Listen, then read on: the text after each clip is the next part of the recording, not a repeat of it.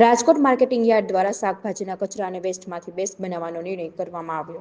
યાર્ડમાં શાકભાજી વિભાગમાં પડી રહેલા સડેલા શાકભાજીમાંથી ઓર્ગેનિક ખાતર બનાવવાનો પ્લાન તૈયાર કરવામાં આવ્યો। ઓર્ગેનિક ખાતર માટેના પ્લાન્ટમાં પ્રાથમિક તબક્કે દરરોજ 700 કિલો ખાતર તૈયાર થઈ રહ્યું છે। માર્કેટ યાર્ડ દ્વારા બનાવવામાં આવી રહેલ ઓર્ગેનિક ખાતર માત્ર ₹10 કિલો વેચાઈ રહ્યું છે। શાકભાજીના પ્લેટફોર્મ પર પડી રહેલા શાકભાજી તેમજ સડેલા શાકભાજીના કારણે દુર્ગંધ ફેલાતી તેમજ ગંદકીથી લથબથ પ્લેટફોર્મ રહેતું। યાર્ડમાં મળતા ઓર્ગેનિક ખાતરને કારણે ખેડૂતોને અનેક ગણો ફાયદો થશે। મારું નામ Vijay Korat, Rajkot APMC vice chairman. અમે નવતર પ્રયોગ શાકભાજીના કચરામાંથી એટલે કે વેસ્ટેજ શાકભાજી જે હોય છે એમાં શાકભાજી વિભાગમાં પુષ્કળ પ્રમાણમાં નીકળતું હોય છે, તો એનો નિકાલ કરવો એ ઘણી મુશ્કેલ બાબત હતી અને જ્યાં પણ એનો નિકાલ થતો ત્યાં આજુબાજુમાં ગંદકી અને દુર્ગંધ ફેલાતી।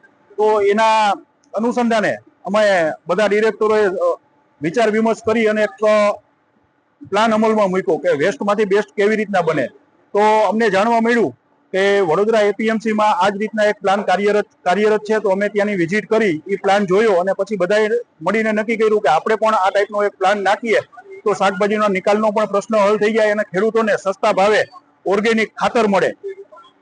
આ હિસાબે જે ખાતર ઓર્ગેનિક ખાતર માર્કેટમાં ₹50 થી માંડીને ₹70 મળે છે, એ જ ખાતર, એ જ ઓર્ગેનિક ખાતર અને એના કરતાં પણ સારી ક્વોલિટી, અમે લેબોરેટરીને એ બધું ચેક કર્યું, એમાં પણ એના કરતાં પણ માર્કેટમાં મળતા ખાતર કરતાં પણ સારી ક્વોલિટીની લેબોરેટરી અમને બતાવે છે અને એ ખાતર અમે વેચાણ ચાલુ કર્યું છે અને એ વેચાણ અમે ₹10 લૂઝમાં અને ₹15 પેકિંગમાં એવી રીતના અહીંયા બેઠા જ અમે ખેડૂતોને ખાતર વેચી રહ્યા છીએ।